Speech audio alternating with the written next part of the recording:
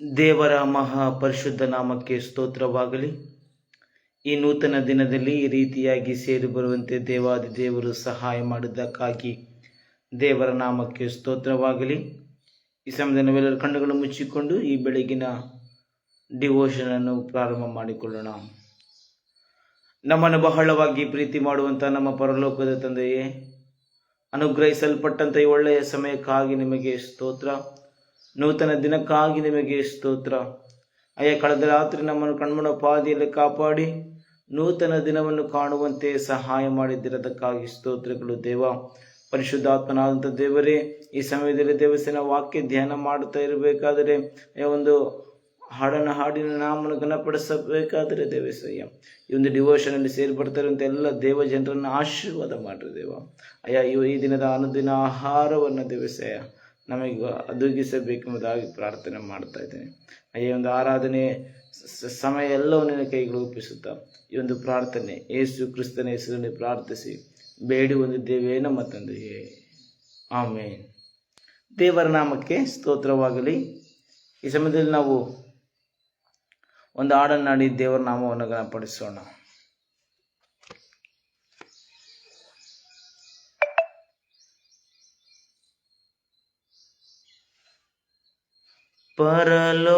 ಪರಲೋಕವೆಲ್ಲ ನಿನ್ನದೇಸಯ್ಯ, ನಾನು ಕೂಡ ಅಲ್ಲಿಗೆ ಬರುವೇನಯ್ಯ. ಪರಲೋಕವೆಲ್ಲ ನಿನ್ನದೇಸಯ್ಯ, ನಾನು ಕೂಡ ಅಲ್ಲಿಗೆ ಬರುವೇನಯ್ಯ. ನೀ ಬೇಗನೆ ಬರಲಿಡುವೆ, ಕರ ಹಿಡಿದು ಕರೆದೊಯ್ಯುವೆ. ನೀ ಬೇಗನೆ ಬರಲಿರುವೆ, ಕರ ಹಿಡಿದು ಕರೆದೊಯ್ಯುವೆ.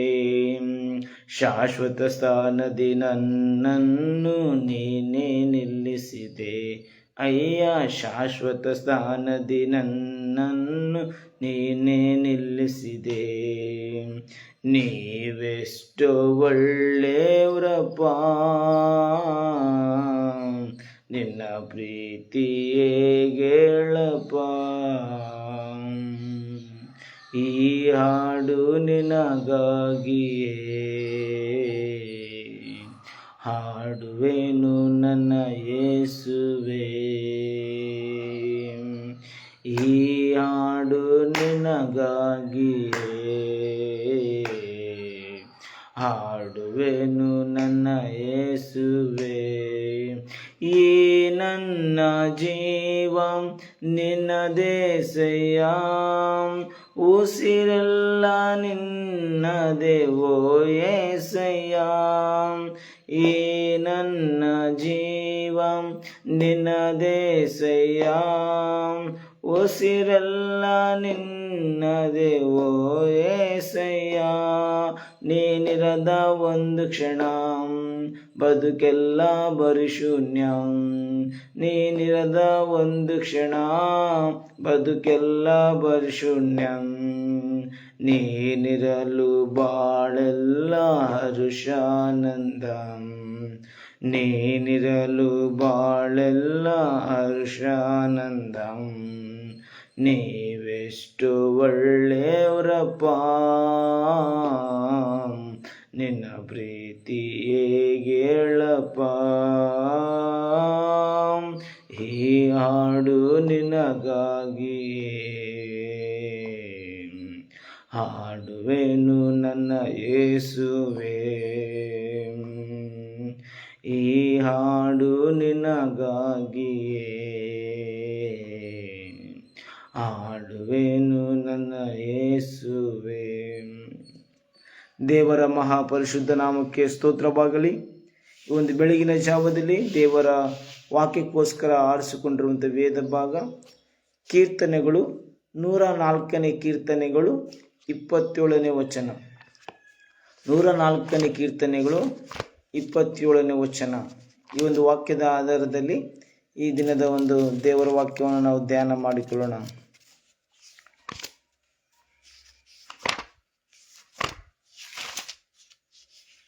104:27. ದೇವರ ನಾಮಕ್ಕೆ ಸ್ತೋತ್ರವಾಗಲಿ.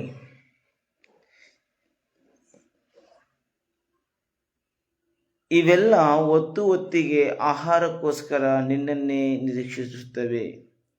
ನೀನು ಕೊಡಲು ಅವು ತೆಗೆದುಕೊಳ್ಳುತ್ತವೆ. ನೀನು ಕೈ ತೆರೆಯಲು ಅವು ಒಳ್ಳೆಯದನ್ನು ಹೊಂದಿ ತೃಪ್ತಿಗೊಳ್ಳುತ್ತವೆ. ದೇವರ ನಾಮಕ್ಕೆ ಸ್ತೋತ್ರವಾಗಲಿ. ಇಲ್ಲಿ ಕೀರ್ತನೆಗಾರನು 104ನೇ ಕೀರ್ತನೆ ಬರೆದಿರುವಂಥ ಕೀರ್ತನೆಗಾರನು ಈ 104ನೇ ಕೀರ್ತನೆಯಲ್ಲಿ ಯಾವುದಕ್ಕೋಸ್ಕರ ಬರೆಯಲ್ಪಟ್ಟಿದೆ ಎಂಬುದಾಗಿ ನೋಡೋದಾದರೆ ಯೆಹೋವನ ಸೃಷ್ಟಿ ಮಹತ್ವ ಎಂಬುದಾಗಿ ನಾವು ನೋಡ್ತಾ ಇದ್ದೀವಿ. ಯೆಹೋವನ ಸೃಷ್ಟಿ ಮಹತ್ವ ಎಂಬುದಾಗಿ ನಾವು ಇಲ್ಲಿ ನೋಡ್ತಾ ಇದ್ದೀವಿ. ಇಲ್ಲಿ ಆ ಒಂದು ಕೀರ್ತನೆಗಾರನು 104ನೇ ಒಂದು ಕೀರ್ತನೆ 1ರಿಂದ ನಾವು 35 ವಚನಗಳನ್ನು ನೋಡ್ಕೊಳ್ಬೇಕಾದ್ರೆ ಅನೇಕ ವಿಷಯಗಳನ್ನು ನಾವು ಇಲ್ಲಿ ನೋಡ್ತಾ ಇದ್ದೀವಿ. ಏನಂತ ಅನೇಕ ವಿಷಯಗಳು ಇಲ್ಲಿದ್ದಾವೆ. ಯೆಹೋವನು ಯಾವ ರೀತಿಯಾಗಿ ಸೃಷ್ಟಿಯನ್ನು ಸೃಷ್ಟಿಸಿದನು, ಯೆಹೋವ ದೇವರು, ಪರಲೋಕದಲ್ಲಿರುವಂಥ ತಂದೆಯಾದ ದೇವರು, ಸೃಷ್ಟಿಕರ್ತನಾಗಿರುವಂಥ ದೇವರು ಯಾವ ರೀತಿಯಾಗಿ ಈ ಸೃಷ್ಟಿಯನ್ನು ಸೃಷ್ಟಿ ಮಾಡಿದನು, ಆ ಸೃಷ್ಟಿಯ ಒಂದು ಬೆಲೆ ಏನು, ಸೃಷ್ಟಿಯ ಮಹತ್ವ ಏನು ಎಂಬುದಾಗಿ ಇಲ್ಲಿ ದೇವರ ವಾಕ್ಯದಲ್ಲಿ ನಾವು ಕೀರ್ತನೆಯಲ್ಲಿ ನೋಡ್ತಾ ಇದ್ದೀವಿ. ಆದರೆ ಇಲ್ಲಿ ನಾವು ದೇವರ ವಾಕ್ಯವನ್ನು ಓದಿಕೊಳ್ಳೋದ್ರ ಮುಖಾಂತರವಾಗಿ 24ನೇ ವಚನ 24ರಿಂದ 28 ನಾವು ನೋಡಬೇಕಾದ್ರೆ, ಯೆಹೋವನೇ ನಿನ್ನ ಕೈ ಕೆಲಸಗಳು ಎಷ್ಟೋ ವಿಧವಾಗಿವೆ, ಅವುಗಳನ್ನೆಲ್ಲವನ್ನ ಜ್ಞಾನದಿಂದಲೇ ಮಾಡಿದ್ದಿ.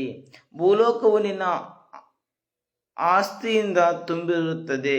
ಇಗೋ, ಬಹು ವಿಶಾಲವಾದ ಸಮುದ್ರವು, ಅದರೊಳಗೆ ಲೆಕ್ಕವಿಲ್ಲದಷ್ಟು ಸಣ್ಣ ದೊಡ್ಡ ಜೀವ ಜಂತುಗಳು ಚಲಿಸಿರುತ್ತವೆ. ಅದರಲ್ಲಿ ಹಡಗುಗಳು ಸಂಚರಿಸುತ್ತವೆ. ನೀನು ಉಂಟು ಮಾಡಿದ ಲಿವ್ಯತಾನವು ಅದರಲ್ಲಿ ಹಾಡುತ್ತದೆ. ಇವೆಲ್ಲ ಹೊತ್ತಿಗೆ ಆಹಾರಕ್ಕೋಸ್ಕರ ನಿನ್ನನ್ನೇ ನಿರೀಕ್ಷಿಸುತ್ತವೆ. ದೇವರ ನಾಮಕ್ಕೆ ಸ್ತೋತ್ರ. ಪ್ರಿಯ ದೇವ ಜನರು, ಇವತ್ತು ನಾವು ದೇವರ ವಾಕ್ಯ ಧ್ಯಾನ ಮಾಡಿಕೊಳ್ಳುವುದೇನೆಂದರೆ ದೇವರ ಸಹಾಯಕ್ಕಾಗಿ ಕಾಯುವುದು. ಇಲ್ಲಿ ನೋಡ್ರಿ, ಪ್ರಪಂಚದಲ್ಲಿ ದೇವರು ಸೃಷ್ಟಿಯನ್ನು ಸೃಷ್ಟಿ ಮಾಡಿದ ನಂತರ ಸೃಷ್ಟಿಯಲ್ಲಿರುವಂಥ ಎಲ್ಲ ಜೀವಿಗಳು, ಎಲ್ಲ ಜನರು ದೇವರು ಆಹಾರ ಕೊಡುತ್ತಾನೆ, ಹೊತ್ತಿಗೆ ನಮಗೆ ಆಹಾರ ಕೊಡುತ್ತಾನೆ ಎನ್ನುವಂಥ ನಿರೀಕ್ಷೆಯಿಂದ ಪ್ರಾಣಿಗಳು ಇರುವುದನ್ನು ನಾವು ನೋಡ್ತಾ ಇದ್ದೀವಿ. ದೇವರು ಈ ಸೃಷ್ಟಿಯೆಲ್ಲ ದೇವರ ಕೈ ಕೆಲಸವಾಗಿದೆ. ಸೃಷ್ಟಿಯನ್ನು ದೇವರು ಏನ್ ಮಾಡ್ತಾನೆ, ನಾವು ಆದಿಕಾಂಡದಲ್ಲಿ ನೋಡ್ಕೊಳ್ಬೇಕಾದ್ರೆ ಆತನು ತನ್ನ ಬಾಯಿ ಮಾತಿನಿಂದ ಸೃಷ್ಟಿಯನ್ನು ಸೃಷ್ಟಿ ಮಾಡಿದನೆಂಬುದಾಗಿ ನಾವು ನೋಡ್ತಾ ಇದ್ದೀವಿ. ಆಹಾರದ ವಿಷಯದಲ್ಲಿ ನೋಡಬೇಕಾದ್ರೆ ದೇವರು ಅವುಗಳಿಗೆ ಹೊತ್ತಿಗೆ ಆಹಾರ ಕೊಡ್ತಾನೆ ಎಂಬುದಾಗಿ ದೇವರ ವಾಕ್ಯದಲ್ಲಿ ನಾವು ನೋಡ್ತಾ ಇದ್ದೀವಿ. ಇವತ್ತು ದೇವರ ವಾಕ್ಯಕ್ಕೋಸ್ಕರ ಆಡಿಸಿಕೊಂಡಿರುವಂತ ಒಂದು ಅಂಶ ಏನೆಂದರೆ ದೇವರ ಸಮಯಕ್ಕೆ ನಾವು ಕಾಯುವಂಥದ್ದು. ಪ್ರಿಯ ದೇವ ಜನರು, ನಾವು ಕಾಯುವಂಥದ್ದು ಬಹಳ ಪ್ರಾಮುಖ್ಯ. ಕ್ರೈಸ್ತಿಯ ಜೀವಿತದಲ್ಲಿ ಕಾಯುವಂಥವ್ರು ನಾವು ಹೇಗಿರ್ಬೇಕಂದ್ರೆ, ಆತನ ಸಮಯಕ್ಕಾಗಿ, ಆತನ ಒಂದು ದೇವರ ಕಾರ್ಯ ಯಾವ ಸಮಯದಲ್ಲಿ ಮಾಡಲ್ಪಡುತ್ತದೆ ಎಂಬುದಾಗಿ ನಾವು ಕಾಯುವಂಥವರಾಗಿರಬೇಕು. ಮೊದಲನೇ ಅಂಶವಾಗಿ ನಾವು ಮೊದಲನೇ ಒಂದು ಸಬ್ ಟಾಪಿಕ್ ಆಗಿ 104ನೇ ಕೀರ್ತನೆ 14ನೇ ವಚನ ನೋಡಿಕೊಳ್ಳೋಣ. ಪಶುಗಳಿಗೋಸ್ಕರ ಹುಲ್ಲನ್ನು ಮೊಳೆಸುತ್ತಿ, ಮನುಷ್ಯರಿಗೋಸ್ಕರ ಪೈರುಗಳನ್ನು ಹುಟ್ಟಿಸುತ್ತಿ, ಅವರು ಭೂ ವ್ಯವಸಾಯ ಮಾಡಿ ಆಹಾರವನ್ನು, ಹೃದಯಾನಂದಕರವಾದ ದ್ರಾಕ್ಷರಸವನ್ನು, ಮುಖಕ್ಕೆ ಕಾಂತಿಯನ್ನು ಉಂಟು ಮಾಡುವ ಎಣ್ಣೆಯನ್ನು, ಪ್ರಾಣಧಾರವಾದ ರೊಟ್ಟಿಯನ್ನು ಸಂಪಾದಿಸಿಕೊಳ್ಳುತ್ತಾರೆ. ದೇವರ ನಾಮಕ್ಕೆ ಸ್ತೋತ್ರ. ದೇವರ ಸಮಯಕ್ಕಾಗಿ ಕಾಯುವುದು, ಈ ಒಂದು ತಲೆಬರ ಅಡಿಯಲ್ಲಿ ಒಂದು ಟಾಪಿಕ್ ಅಲ್ಲಿ ನಾವು ಮೊದಲನೇ ಟಾಪಿಕ್ ಏನೆಂದರೆ ದೇವರ ಆಹಾರವನ್ನು ಪಡೆಯಿರಿ. ನೋಡ್ರಿ, ದೇವರು ಮನುಷ್ಯನಿಗೆ ಆ ಸಮಯಕ್ಕೆ ಏನೇನು ಬೇಕು ಎಂಬುದಾಗಿ ಆತನು ಒದಗಿಸುವಂತ ದೇವರಾಗಿದ್ದಾನೆ. ಇಲ್ಲಿ ನೋಡ್ರಿ, ಪಶುಗಳಿಗೆ, ಆ ಒಂದು ಪ್ರಾಣಿಗಳಿಗೆ, ಇಲ್ಲಿ ನೋಡ್ರಿ 14ನೇ ವಚನದಲ್ಲಿ ಹೇಳ್ತಿದ್ದ ದೇವರ ವಾಕ್ಯ, ಪಶುಗಳಿಗೋಸ್ಕರ ಹುಲ್ಲನ್ನು ಮೊಳಿಸುತ್ತಾನೆ. ನೋಡ್ರಿ, ದೇವರು ಯಾವ ಸಮಯಕ್ಕೆ ಏನೇನು ಮಾಡಬೇಕೆಂಬುದಾಗಿ ಆತನ ಸೃಷ್ಟಿಯ ಕ್ರಮದಲ್ಲಿ ಆತನು ಒಂದು ರೆಡಿ ಮಾಡಿಟ್ಟಿರುವುದನ್ನು ನಾವು ನೋಡ್ತಾ ಇದ್ವಿ. ಪ್ರಿಯ ದೇವ ಜನರೇ, ಪಶುಗಳಿಗೋಸ್ಕರ ಹುಲ್ಲನ್ನು ಮೊಳಿಸುತ್ತಾನೆ, ಮನುಷ್ಯರಿಗೋಸ್ಕರ ಪೈರುಗಳನ್ನು ಹುಟ್ಟಿಸುತ್ತಾನೆ. ದೇವರ ನಾಮಕ್ಕೆ ಸ್ತೋತ್ರವಾಗಲಿ. ಆದ ಕಾರಣ ನಾವು ಏನು ಮಾಡಬೇಕಂದ್ರೆ ದೇವರ ಸಮಯಕ್ಕಾಗಿ ನಾವು ಕಾಯುವಂಥವರಾಗಿರಬೇಕು. ದೇವರು ನಮಗೆ ಏನು ಕೊಡ್ತಾನೋ ಆ ಆಹಾರವನ್ನು ನಾವು ಸ್ವೀಕರಿಸುವಂಥವರಾಗಿರಬೇಕು. ಅದೇ ರೀತಿಯಲ್ಲಿ ನಾವು ನೋಡ್ಕೊಳ್ಬೇಕಾದ್ರೆ ಆದಿಕಾಂಡ 1ನೇ ಅಧ್ಯಾಯ 30ನೇ ವಚನದಲ್ಲಿ ನಾವು ನೋಡ್ಕೊಳ್ಬೇಕಾದ್ರೆ ದೇವರ ವಾಕ್ಯ ಈ ರೀತಿಯಾಗಿ ಹೇಳ್ತಾ ಇದೆ, ಇದಲ್ಲದೆ ಭೂಮಿಯ ಮೇಲೆ ತಿರುಗಾಡುವ ಮೃಗಗಳು, ಆಕಾಶದಲ್ಲಿ ಹಾರಾಡುವ ಪಕ್ಷಿಗಳು, ನೆಲದಲ್ಲಿ ಹರಿದಾಡುವ ಕ್ರಿಮಿಕೀಟಗಳು ಎಂಬ ಜೀವಿಗಳಿಗೆ ಎಲ್ಲ ಹುಲ್ಲು ಸೊಪ್ಪುಗಳನ್ನು ಆಹಾರಕ್ಕಾಗಿ ಕೊಟ್ಟಿದ್ದಾನೆ ಎಂದು ಹೇಳಿದನು. ನೋಡ್ರಿ, ಮೊಟ್ಟ ಮೊದಲನೇದಾಗಿ ಸೃಷ್ಟಿಯಲ್ಲಿ ದೇವರು ಪ್ರಾಣಿಗಳಿಗೆ, ಮನುಷ್ಯರಿಗೆ, ಪಶುಗಳಿಗೆ ಎಲ್ಲರಿಗೆ ಆಹಾರವನ್ನು ನಾವು ಕೊಡೋದನ್ನು ನೋಡ್ತಾ ಇದ್ದೀವಿ. ದೇವರು ಇಡೀ ನಮ್ಮ ಈ ಮನುಷ್ಯನನ್ನು ಭೂಮಿ ಮೇಲೆ ಸೃಷ್ಟಿ ಮಾಡುವುದಕ್ಕಿಂತ ಮುಂಚಿತವಾಗಿ ಮನುಷ್ಯನಿಗೆ ಬೇಕಾಗಿರುವಂಥ ಎಲ್ಲ ಅಗತ್ಯತೆಗಳನ್ನು ಸೃಷ್ಟಿ ಮಾಡಿ ತದನಂತರ 6ನೇ ದಿನದಲ್ಲಿ ಪ್ರಾಣಿಗಳನ್ನ, ಮನುಷ್ಯರನ್ನು ನಾವು ಸೃಷ್ಟಿ ಮಾಡಿದ್ದನ್ನು ನಾವು ನೋಡ್ತಾ ಇದ್ದೀವಿ. ಪ್ರಿಯ ದೇವ ಜನರೇ, ಆದ ಕಾರಣ ದೇವರ ಆಹಾರವನ್ನು ನಾವು ಪಡೆಯುವಂಥವರಾಗಿರಬೇಕು. ದೇವರ ತಕ್ಕ ಸಮಯಕ್ಕೆ ನಾವು ದೇವರ ಸಮಯಕ್ಕೆ ಕಾಯುವಂಥ ಸಂದರ್ಭದಲ್ಲಿ ದೇವರ ಏನು ಮಾಡ್ತಾನೆ ಅಂದರೆ ನಮಗೆ ಒಳ್ಳೆಯ ಆಹಾರವನ್ನು ಕೊಡುವಂಥವನಾಗಿದ್ದಾನೆ. ಅದಕ್ಕೆ ದೇವರ ವಾಕ್ಯ ಕೀರ್ತನೆ ಹೇಳ್ತೈತೆ, ಯೆಹೋವನು ತನ್ನ ಭಕ್ತರಿಗೆ ನಿದ್ರೆಯಲ್ಲಿ ಕೂಡ ಆಹಾರ ಕೊಡುತ್ತಾನೆ ಎಂಬುದಾಗಿ. ನಾವು ಏನು ತಿನ್ನಬೇಕು, ಏನು ಕುಡಿಯಬೇಕು, ಏನು ಒದ್ದಿಕೊಳ್ಳಬೇಕೆಂಬುದಾಗಿ ಚಿಂತೆ ಮಾಡದೆ ಮೊದಲನೇದಾಗಿ ದೇವರ ರಾಜ್ಯಕ್ಕಾಗಿ, ನೀತಿಗಾಗಿ ತವಕ ಪಡಿರೆಂಬುದಾಗಿ ದೇವರ ವಾಕ್ಯ ಹೇಳ್ತಾ ಇದೆ. ಪ್ರಿಯ ದೇವ ಜನರೇ, ಇವತ್ತು ಕ್ರೈಸ್ತಿಯ ಜೀವನದಲ್ಲಿ ದೇವರ ಸಮಯಕ್ಕೆ ನಾವು ಕಾಯುವಂತವರಾಗಿರಬೇಕು. ಇವತ್ತು ನೋಡ್ರಿ, ಒಬ್ಬ ಮನುಷ್ಯನು ತನಗೆ ಬೇಕಾಗಿರುವಂತಹ ಉದ್ಯೋಗವನ್ನು ಸಂಪಾದಿಸಿಕೊಳ್ಳುವುದಕ್ಕಾಗಿ ತಾನು ಆ ಸಮಯಕ್ಕಾಗಿ ಕಾಯುವಂತವನಾಗಿರ್ತಾನೆ. ಒಬ್ಬ ಮನುಷ್ಯನು ಒಂದು ಸರ್ಕಾರಿ ನೌಕರಿ ಆಗಲಿ ಅಥವಾ ಒಂದು ಒಳ್ಳೆಯ ಕಂಪನಿಗಳಲ್ಲಿ ಕೆಲಸ ಮಾಡುವಂತ ಒಂದು ಉದ್ಯೋಗವನ್ನು ಪಡೆದುಕೊಳ್ಳಬೇಕಂದ್ರೆ ಆ ಮನುಷ್ಯನ ಏನ್ ಮಾಡ್ತಾನೆ ಅಂದ್ರೆ ಆ ಒಂದು ಉದ್ಯೋಗವನ್ನು ಪಡೆದುಕೊಳ್ಳುವುದಕ್ಕಾಗಿ ಆ ಒಂದು ಸಮಯಕ್ಕಾಗಿ ಕಾಯುವಂತ ವ್ಯಕ್ತಿ ಆಗಿರುತ್ತಾನೆ. ಪ್ರಿಯ ದೇವ ಜನರೇ, ಅದಕ್ಕೆ ಬೇಕಾಗಿರುವಂತ ಒಂದು ಒಳ್ಳೆಯ ವಿದ್ಯಾಭ್ಯಾಸವನ್ನು ಮುಗಿಸ್ತಾನೆ, ಅದಕ್ಕೆ ಬೇಕಾಗಿರುವಂತ ಒಂದು ಒಳ್ಳೆಯ ತರಬೇತಿಯನ್ನು ಮುಗಿಸ್ತಾನೆ. ಆ ತರಬೇತಿಯನ್ನು ಮುಗಿಸಿ ಅದಕ್ಕೆ ಪ್ರವೀಣನಾದ ನಂತರ ಆತನೇನು ಮಾಡ್ತಾನೆ ಅಂದ್ರೆ ಒಂದು ಉದ್ಯೋಗವನ್ನು ಮಾಡುವುದಕ್ಕಾಗಿ ಅದನ್ನು ಅರ್ಹನಾಗಿರುತ್ತಾನೆ. ಅದೇ ರೀತಿಯಾಗಿ ನಾವು ಕೂಡ ದೇವರ ಸಮಯಕ್ಕೆ ಕಾಯುವಂತ ಸಂದರ್ಭದಲ್ಲಿ ದೇವರು ನಮಗೆ ಬೇಕಾಗಿರುವಂತ ಎಲ್ಲ ಅವಶ್ಯಕತೆಗಳನ್ನ ನೆರವೇರಿಸುವಂತ ದೇವರಾಗಿದ್ದಾರೆ. ಪ್ರಿಯ ದೇವ ಜನರೇ, ದೇವರ ಸಮಯಕ್ಕಾಗಿ ನಾವು ಕಾಯಬೇಕು. ಇವತ್ತು ದೇವರ ವಾಕ್ಯವನ್ನು ಕೇಳ್ತಾ ಇರುವಂತ ನೀವು, ದೇವರ ವಾಕ್ಯವನ್ನು ತಿಳಿಸ್ತಾ ಇರುವಂತ ನಾವೆಲ್ಲರೂ ದೇವರ ಸಮಯಕ್ಕಾಗಿ ಕಾಯಬೇಕು. ನಮ್ಮ ಜೀವಿತದಲ್ಲಿ ಕೆಲವೊಂದು ವಿಷಯಗಳು, ಕೆಲವೊಂದು ಕಾರ್ಯಗಳಿಗೆ ತಡೆಯಾಗಿರಬಹುದು, ಕೆಲವೊಂದು ಕಾರ್ಯಗಳು ತಡೆಯಾಗಿ ಅದು ಮೂವ್ ಆಗದೆ ಮುಂದೆ ಹೋಗ್ತಾ ಇರಬಹುದು. ಆದರೆ ಇವತ್ತು ನಾವು ದೇವರ ಸಮಯಕ್ಕಾಗಿ ಕಾಯಬೇಕು. ನಾವು ಉದಾಹರಣೆ ನೋಡ್ಕೊಳ್ಬೇಕಾದ್ರೆ ಇವತ್ತು ನಾವು ದೇವರ ವಾಕ್ಯದಲ್ಲಿ ಆಹಾರ ವಿಷಯದಲ್ಲಿ ನೋಡ್ಕೊಳ್ಬೇಕಾದ್ರೆ ದೇವರ ಅನೇಕ ವಿಷಯಗಳನ್ನು ನಾವು ನೋಡ್ತಾ ಇದ್ದೀವಿ. ಆ ಒಂದು ಹಳೆ ಒಡಂಬಡಿಕೆ ಸಮಯದಲ್ಲಿ ನೋಡ್ಬೇಕಾದ್ರೆ ಒಬ್ಬ ವಿಧವೆಗೆ ಆ ಒಂದು ಬರಗಾಲದ ಸಂದರ್ಭದಲ್ಲಿ ಒಂದು ವಿಧವೆಗೆ ಸ್ವಲ್ಪ ಎಣ್ಣೆ, ಸ್ವಲ್ಪ ಹಿಟ್ಟನ್ನು ಇರುವಂತ ಸಂದರ್ಭದಲ್ಲಿ ಅಲ್ಲಿ ನಾವು ನೋಡ್ತಾ ಇದ್ದೀವಿ. ಆ ವಿಧವೆ ಏನ್ ಅರ್ಥ ಮಾಡ್ಕೊಳ್ತಾ ಇದ್ದಾರೆ ಅಂದ್ರೆ, ಅಯ್ಯೋ ನನ್ನ ಹತ್ರ ಸ್ವಲ್ಪ ಹಿಟ್ಟಿದೆ, ಸ್ವಲ್ಪ ಎಣ್ಣೆ ಇದೆ, ಇವತ್ತು ನಾವು ಒಂದು ಚಿಕ್ಕ ರೊಟ್ಟಿಯನ್ನು ಮಾಡಿಕೊಂಡು ನಾನು ನನ್ನ ಮಗ ತಿಂದು ನಾನು ಏನು ಮಾಡ್ಬೇಕಂದ್ರೆ ಸಾಯುವಂತ ಪರಿಸ್ಥಿತಿ ಇದೆ.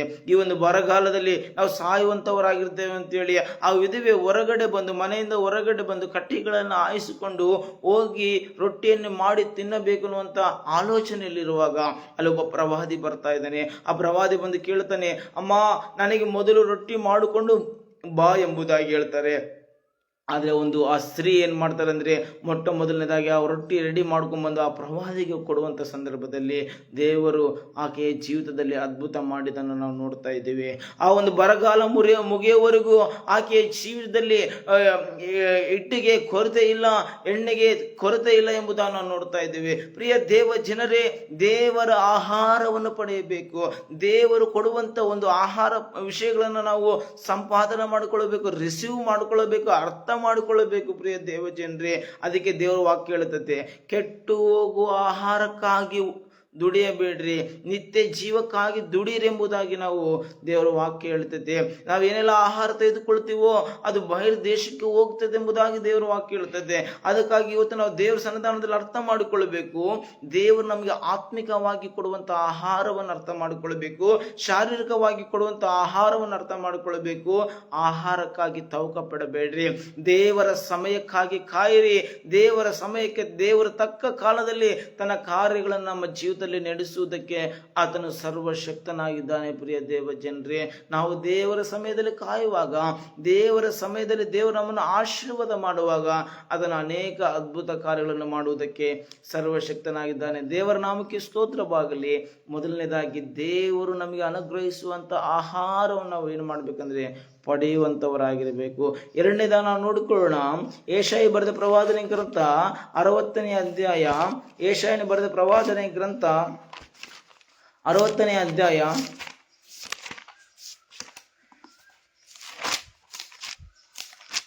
22ನೇ ವಚನ ನಾವು ನೋಡಿಕೊಳ್ಳೋಣ. ಚಿಕ್ಕವನಿಂದ ಒಂದು ಕುಲವಾಗುವುದು, ಅಲ್ಪನಿಂದ ಬಲವಾದ ಜನಾಂಗವಾಗುವುದು. ಯೆಹೋವನೆಂಬ ನಾನು ಕ್ಲುಪ್ತ ಕಾಲದಲ್ಲಿ ಇದನ್ನು ಬಲು ಬೇಗನೆ ಉಂಟು ಮಾಡುವೆನು. ದೇವರ ನಾಮಕ್ಕೆ ಸ್ತೋತ್ರವಾಗಲಿ. ಇಲ್ಲಿ ನೋಡ್ರಿ, ದೇವರು ಒಂದು ಪ್ರವಾದನ ವಚನಗಳನ್ನು ಇಲ್ಲಿ ತಿಳಿಸ್ತಾ ಇದ್ದಾನೆ. ಎರಡನೇ ಅಂಶ ಏನಂದ್ರೆ, ದೇವರ ಕಾರ್ಯಕ್ಕಾಗಿ ಕಾಯಿರಿ, ದೇವರ ಕಾರ್ಯಕ್ಕಾಗಿ ಕಾಯಿರಿ. ಇಲ್ಲಿ ವಾಕ್ಯ ಹೇಳ್ತಾ ಇದೆ ನೋಡ್ರಿ, 20ನೇ ವಚನದಲ್ಲಿ ನಾವು ನೋಡಿಕೊಳ್ಳುವಾಗ, ನಿನ್ನ ಚಂದ್ರನು ತೊಲಗುವ, ನಿನ್ನ ಸೂರ್ಯನು ಇನ್ನು ಮುಳುಗನು, ನಿನ್ನ ಚಂದ್ರನು ತೊಲಗನು. ಯೆಹೋವನೇ, ನೀನೇ ನಿತ್ಯ ಪ್ರಕಾಶವಾಗಿರುವನು. ಯೆಹೋವನೇ ನಿನಗೆ ನಿತ್ಯ ಪ್ರಕಾಶವಾಗಿರುವನು. ನೀನು ದುಃಖಿಸುವ ದಿನಗಳು ಕೊನೆಗಾಣುವವು. ನಿನ್ನ ಜನರೆಲ್ಲರ ಸಧರ್ಮಗಳಾಗಿರುವರು. ನನ್ನ ಪ್ರಭಾವಕ್ಕೋಸ್ಕರ ನಾನು ನೆಟ್ಟ ಸಸಿಯಾಗಿಯೂ ನನ್ನ ಕೈಗೆ ಸೃಷ್ಟಿಸಿದ ಪ್ರಜೆಯಾಗಿಯೂ ದೇಶವನ್ನು ಸದಾ ಅನುಭವಿಸುವರು. ಚಿಕ್ಕವನಿಂದ ಒಂದು ಕುಲವಾಗುವುದು, ಅಲ್ಪನಿಂದ ಬಲವಾದ ಜನಾಂಗವಾಗುವುದು. ಯೆಹೋವನೆಂಬ ನಾನು ಕ್ಲುಪ್ತ ಕಾಲದಲ್ಲಿ ಇದನ್ನು ಬಲು ಬೇಗನೆ ಉಂಟು ಮಾಡುವೆನು. ದೇವರ ನಾಮಕ್ಕೆ ಸ್ತೋತ್ರ.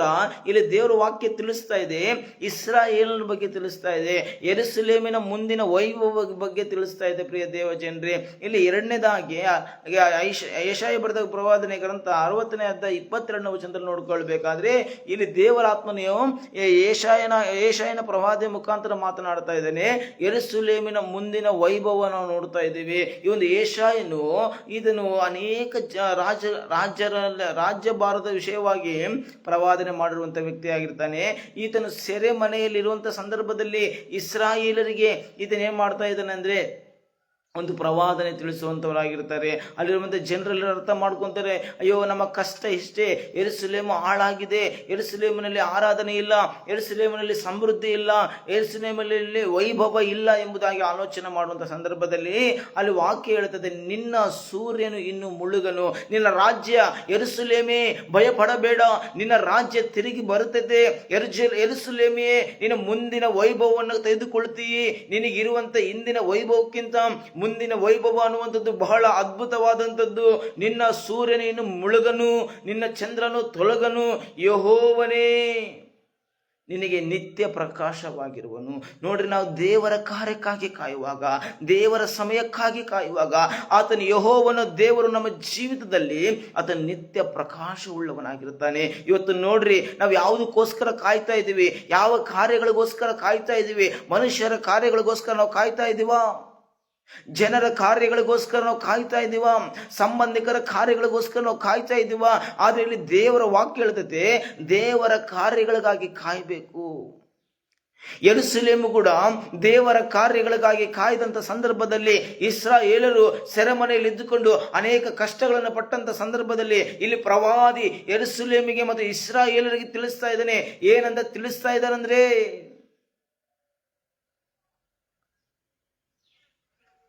ಯೆಹೋವನೇ ನಿನಗೆ ನಿತ್ಯ ಪ್ರಕಾಶವಾಗಿರುವನು. ನೀನು ದುಃಖಿಸುವ ದಿನಗಳು ಕೊನೆಗಾಣುವವು. ಇವತ್ತು ನಾವು ಕೂಡ ದೇವರ ಸಮಯಕ್ಕಾಗಿ ಕಾಯುವಂತ ಸಂದರ್ಭದಲ್ಲಿ ನಾವುಗಳು ದುಃಖಿಸುವಂತ ದಿನಗಳು ಕೊನೆಗೊಳ್ಳುತ್ತವೆ. ಪ್ರಿಯ ದೇವಜನರೇ, ಒಂದು ಬೆಳಗಿನ ಜಾವದಲ್ಲಿ ನಾವು ದೇವರ ಸಮಯಕ್ಕೆ ಕಾಯುವಂಥ ಸಂದರ್ಭದಲ್ಲಿ ಮೊದಲನೇದಾಗಿ ದೇವರ ಆಹಾರವನ್ನು ನಾವು ಪಡೆಯಬೇಕು. ಎರಡನೇದಾಗಿ ದೇವರ ಕಾರ್ಯಕ್ಕಾಗಿ ಕಾಯಬೇಕು. ಯಾವಾಗ ಯೆರೂಸಲೇಮಿನ ಕಾರ್ಯಗಳು ದೇವರ ಕಾರ್ಯಕ್ಕಾಗಿ ಕಾಯುವಂಥ ಸಂದರ್ಭದಲ್ಲಿ ಪ್ರವಾದನೆ ಕಾರ್ಯಗಳು ಬರ್ತಾ ಇದ್ದೇವೆ. ಇವತ್ತು ನಾವು ಕೂಡ ದೇವರ ಸಮಯದಲ್ಲಿ ಕಾಯುವಂಥ ಸಂದರ್ಭದಲ್ಲಿ ಅನೇಕ ಪ್ರವಾದನೆ ಕಾರ್ಯಗಳು ನಮ್ಮ ಜೀವಿತದಲ್ಲಿ ಬರ್ತವೆ.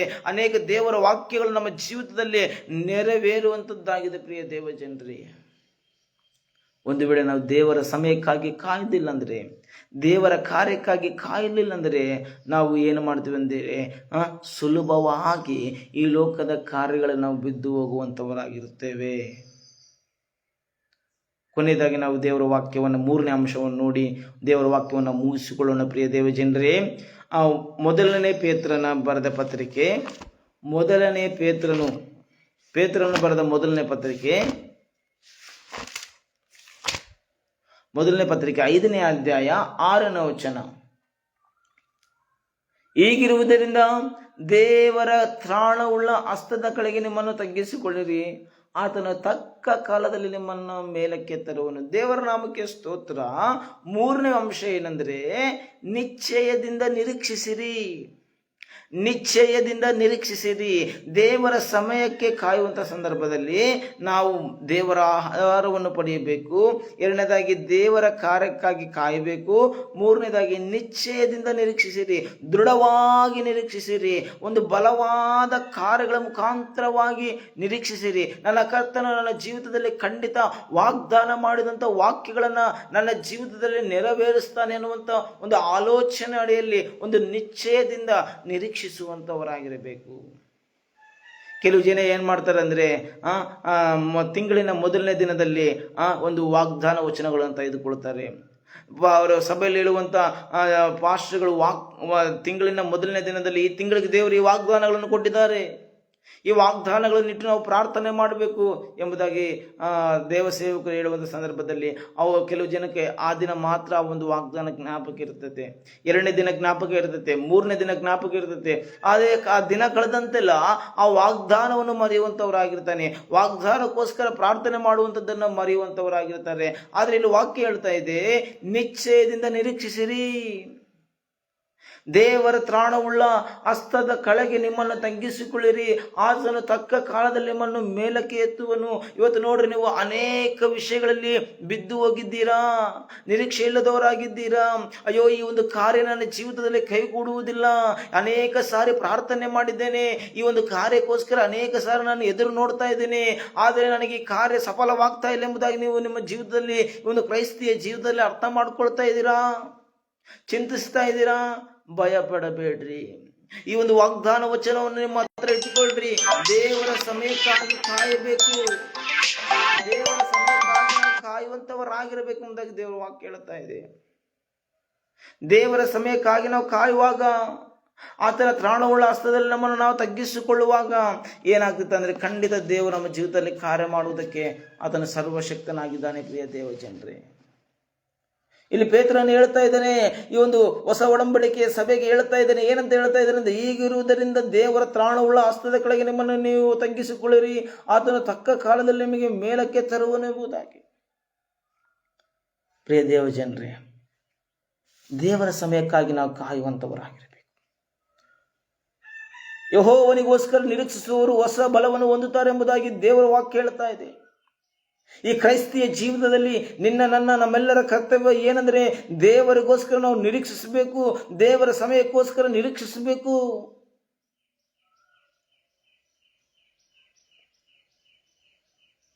ಯೇಸು ಸ್ವಾಮಿ ಈ ಲೋಕಕ್ಕೆ 2000 ವರ್ಷಗಳಿಂದ ಈ ಲೋಕಕ್ಕೆ ಬಂದು ತನ್ನ ಅಮೂಲ್ಯವಾದ ಪ್ರಾಣವನ್ನು ಅರ್ಪಿಸಿ, ತನ್ನ ಅಮೂಲ್ಯವಾದ ರಕ್ತವನ್ನು ಅರ್ಪಿಸಿ, 3ನೇ ದಿನದಲ್ಲಿ ಮೃತ್ಯುಂಜಯನಾಗಿ ಎದ್ದು ಬಂದು ಮರಣದ ಮುಳ್ಳನ್ನು ಮುರಿದಂತ ಯೇಸು ಸ್ವಾಮಿ ಆತನು ಕೂಡ ಏನು ಮಾಡಿದಂದ್ರೆ, ಕಾಲವು ಪರಿಪೂರ್ಣವಾಯಿತು, ದೇವರ ರಾಜ್ಯವು ಸಮೀಪಿಸಿತು ಎಂಬುವಂತ ಆ ಒಂದು ಶಬ್ದ ಈ ಲೋಕಕ್ಕೆ ಬಂದಂತ ಸಂದರ್ಭದಲ್ಲಿಯೇ ಯೇಸು ಸ್ವಾಮಿ ಏನು ಮಾಡಿದಂದ್ರೆ, ಲೋಕ ರಕ್ಷಕನಾಗಿ ಈ ಲೋಕಕ್ಕೆ ಇಳಿದು ಬಂದ.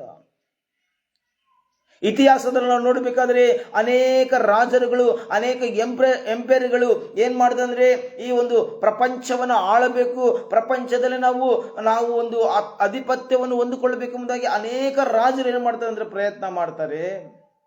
ಆದರೆ ಯಾರಿಂದ ಆಗಿಲ್ಲ. ಎಲ್ಲ ರಾಜ್ಯಗಳೇನಾಗ್ತವೆ ಬಂದರೆ ಅವು ಬಿದ್ದು ಹೋದವು, ನಾಶವಾಗಿ ಹೋದವು. ಕೆಲವೊಂದು ರಾಜ್ಯಗಳ ರಾಜ್ಯಭಾರ 200 ವರ್ಷಗಳು, 300 ವರ್ಷಗಳು, 400 ವರ್ಷಗಳು, 500 ವರ್ಷಗಳು, 1000 ವರ್ಷಗಳು. ಆದರೆ ಯೇಸು ಸ್ವಾಮಿಯ ರಾಜ್ಯಭಾರ ಅದು ಶಾಶ್ವತವಾದ ರಾಜ್ಯಭಾರ. ಅದಕ್ಕಾಗಿ ಪ್ರಿಯ ಜನರೇ, ಇವತ್ತು ನಾವು ದೇವರ ವಾಕ್ಯದ ನಮ್ಮನ್ನು ನಾವು ಜ್ಞಾಪಕ ಮಾಡಿಕೊಳ್ಳೋಣ, ನಮ್ಮನ್ನು ನಾವು ಎಚ್ಚರಿಸಿಕೊಳ್ಳೋಣ. ಏನಂತ ದೇವರ ವಾಕ್ಯಕ್ಕೆ ನಾವು ಒಪ್ಪಿಸಿಕೊಡೋಣ ಅಂದರೆ, ಈ ಬೆಳಗಿನ ಜಾವದಲ್ಲಿ ದೇವರು ನನ್ನೊಟ್ಟಿಗೆ ಮಾತನಾಡ್ತಾ ಇದ್ದಾರೆ. ಯಾವುದು ವಿಷಯದಲ್ಲಿ ಮಾತನಾಡ್ತಾ ಇದೆ ಅಂದರೆ, ದೇವರ ಸಮಯಕ್ಕೆ ಕಾಯುವುದು. ದೇವರ ಸಮಯಕ್ಕಾಗಿ ಕಾಯಬೇಕು. ನಾವು ಯಾವ ರೀತಿಯಲ್ಲಿ ಕಾಯಬೇಕಂದ್ರೆ, ದೇವರ ಕಾರ್ಯಕ್ಕಾಗಿ ಕಾಯಬೇಕು, ನಿಶ್ಚಯದಿಂದ ನಿರೀಕ್ಷಿಸಬೇಕು. ಆತನು ಕೊಟ್ಟಿರುವಂಥ ವಾಗ್ದಾನಗಳನ್ನು ನಾವು ಜ್ಞಾಪಕ ಮಾಡಿಕೊಂಡವರಾಗಿ, ವಾಗ್ದಾನಗಳನ್ನು ಉಚ್ಚರಿಸಿದವರಾಗಿ, ವಾಗ್ದಾನಗಳನ್ನು ಜ್ಞಾಪಕಕೊಂಡು ಪ್ರಾರ್ಥನೆಯಲ್ಲಿ ಅವನ್ನು ಇಟ್ಟು ಪ್ರಾರ್ಥನೆ ಮಾಡುವಾಗ ದೇವರು ಖಂಡಿತ ನಮ್ಮ ಜೀವಿತದಲ್ಲಿ ಅದ್ಭುತ ಕಾರ್ಯಗಳನ್ನು ಮಾಡ್ತಾನೆ. ಪ್ರಿಯ ದೇವ ಜನರೇ, ದೇವರು ಯಾವ ಕಾರ್ಯಗಳು ನಮ್ಮ ಜೀವಿತದಲ್ಲಿ ನಿಂತು ಹೋಗಿದ್ದಾವೋ, ಒಂದು ಎಜುಕೇಶನ್ ವಿಷಯದಲ್ಲಿ ನಿಮ್ಮ ಜೀವಿತದಲ್ಲಿ ಒಂದು ವೇಳೆ ನಿಂತು ಹೋಗಿರಬಹುದು. ಒಂದು ಬಿಸಿನೆಸ್ ವಿಷಯದಲ್ಲಿ ನಿಮ್ಮ ಜೀವಿತದಲ್ಲಿ ಕಾರ್ಯಗಳು ನಿಂತು ಹೋಗಿರಬಹುದು. ಒಂದು ಮದುವೆ ವಿಷಯದಲ್ಲಿ ನಿಮ್ಮ ಜೀವಿತದಲ್ಲಿ ನಿಂತು ಹೋಗಿರಬಹುದು ಕಾರ್ಯಗಳು. ಅಯ್ಯೋ, ನನಗೆ ಮದುವೆ ಆಗಿ ಬಹಳ ವರ್ಷ ಆಯಿತು, ಗರ್ಭಫಲ ಇಲ್ಲ ನಮ್ಮ ಕುಟುಂಬದಲ್ಲಿ ಎಂಬುದಾಗಿ ಆ ಕಾರ್ಯಗಳ ವಿಷಯದಲ್ಲಿ ನಿಂತು ಹೋಗಿರಬಹುದು. ಇವತ್ತು ದೇವರ ವಾಕ್ಯ ನಿನ್ನೊಟ್ಟಿಗೆ ನನ್ನೊಟ್ಟಿಗೆ ಮಾತನಾಡ್ತಾ ಇದೆ. ದೇವರ ಸಮಯಕ್ಕಾಗಿ ನಾವು ಕಾಯಬೇಕು. ದೇವರ ಸಮಯಕ್ಕಾಗಿ ಕಾಯಬೇಕು. ಯಾವ ರೀತಿಯಲ್ಲಿ ಕಾಯಬೇಕಂದ್ರೆ, ಆತನ ಕಾರ್ಯಗಳಿಗಾಗಿ ಕಾಯಬೇಕು. ಅದು ನಿಶ್ಚಯದಿಂದ ನಿರೀಕ್ಷಿಸಬೇಕು. ಅದನ್ನು ತಕ್ಕ ಕಾಲದಲ್ಲಿ ಆತನ ಏನ್ ಮಾಡ್ತಾನೆ ಅಂದರೆ, ನಿಮ್ಮನ್ನು ಮೇಲಕ್ಕೆ ತರುವನೆಂಬುದಾಗಿ ಆಗ್ತದೆ. ಅಯ್ಯ, ನಿನ್ನ ವಾಕ್ಯ ಹೇಳ್ತದಲ್ಲಯ್ಯ, ತಕ್ಕ ಕಾಲದಲ್ಲಿ ನಮ್ಮನ್ನು ಮೇಲಕ್ಕೆ ತರ್ತೀಯ. ಅಯ್ಯ, ನಿನ್ನ ಸಮಯ ನನ್ನ ಜೀವಿತದಲ್ಲಿ ನೆರವೇರಲಿ, ನಿನ್ನ ಸಮಯ ಬರಲಯ್ಯ. ಯಾವ ದುಷ್ಟನ ಕಾರ್ಯಗಳು, ದುರಾತ್ಮನ ಕಾರ್ಯಗಳು ದೇವ, ಅಯ್ಯ, ನನ್ನನ್ನು ನಷ್ಟಪಡಿಸುವಂಥ ಕಾರ್ಯಗಳು ನನ್ನ ಜೀವಿತದೊಳಗೆ ಬರಬಾರದು ಎಂಬುದನ್ನು ನಾವು ಪ್ರಾರ್ಥನೆ ಮಾಡುವಂಥವರಾಗಿರಬೇಕು. ಪ್ರಿಯ ದೇವ ಜನರೇ, ಈ ವಾಕ್ಯವು ನಮ್ಮೆಲ್ಲರ ಜೀವಿತದಲ್ಲಿ ನೆರವೇರಿ ನಾವು ಕ್ರಿಸ್ತನ ಕೃಪೆಯಲ್ಲಿ, ಕ್ರಿಸ್ತನ ಆಶೀರ್ವಾದದಲ್ಲಿ ಪಾತ್ರರಾಗಿ ಮುಂದೆ ಸಾಗೋಣ. ಈ ಒಂದು ಬೆಳಗಿನ ಜಾವದ ಡಿವೋಷನನ್ನು ದೇವರು ಆಶೀರ್ವಾದ ಮಾಡಲಿ. ಸಮಸ್ತ ಮಹಿಮಾ ಘನತೆ ಪ್ರಭಾವಗಳನ್ನು ನಮ್ಮ ರಕ್ಷಕನ ಒಡೆಯನಾಗಿರುವ ಯೇಸು ಕ್ರಿಸ್ತನಿಗೆ ಮಾತ್ರ ಸೆಲ್ಲಲಿ. ಆಮೇನ್. ಕಣ್ಣುಗಳು ಮುಚ್ಚಿಕೊಂಡು ಪ್ರಾರ್ಥನೆ ಮಾಡಿಕೊಳ್ಳೋಣ. ಕೃಪೆಯಲ್ಲಿ ಐಶ್ವರ್ಯ ಭರಿತನಾಗಿರುವಂಥ ನಮ್ಮ ಪರಲೋಕದ ತಂದೆಯಾದ ದೇವರೇ, ವಾಕ್ಯದೊಟ್ಟಿಗೆ ಮಾತನಾಡೋದಕ್ಕಾಗಿ ಸ್ತೋತ್ರ. ಅಯ್ಯ, ಒಂದು ಡಿವೋಷನಲ್ಲಿ ಸೇರಿ ಬಂದಿರುವಂಥ ಎಲ್ಲ ದೇವ ಜನರನ್ನು ಆಶೀರ್ವಾದ ಮಾಡಿರಿ. ನಾವು ದೇವಸಯ್ಯ ನಿನ್ನ ಸಮಯದಲ್ಲಿ ಅಯ್ಯ ಕಾಯುವಂಥವರಾಗಿರಬೇಕು. ದೇವರ ಸಮಯಕ್ಕೆ ಕಾಯುವುದು ಎನ್ನುವಂಥ ಒಂದು ಶೀರ್ಷಿಕೆ ಅಡಿಯಲ್ಲಿ ನನ್ನೊಟ್ಟಿಗೆ ನಮ್ಮೊಟ್ಟಿಗೆ ಮಾತನಾಡಿದ್ದಕ್ಕಾಗಿ ಸ್ತೋತ್ರ. ಅಯ್ಯ, ಯಾರು ಮನಸಾರ ದೇವರನ್ನ ಪಾದಸಂಧಾನ ಬಂದು ನಿರೀಕ್ಷಿಸ್ತಾ ಇದ್ದಾರೋ ಅವ್ರನ್ನೆಲ್ಲರೂ ಮುಟ್ಟಿ ಆಶೀರ್ವಾದ ಮಾಡಿ ನಿನ್ನ ಆಶೀರ್ವಾದವನ್ನು ಕೊಟ್ಟು ನಡೆಸಬೇಕೆಂಬುದಾಗಿ ಈ ಒಂದು ಬೆಳಗಿನ ಜಾವದಲ್ಲಿ ಈ ಒಂದು ಪ್ರಾರ್ಥನೆಯನ್ನು ಯೇಸುವಿನ ಹೆಸರಿನಲ್ಲಿ ಪ್ರಾರ್ಥಿಸಿ ಬೇಡಿ ಹೊಂದಿದ್ದೇವೆ ನಮ್ಮ ತಂದೆಯೇ. Amen. Praise the Lord, praise the lord.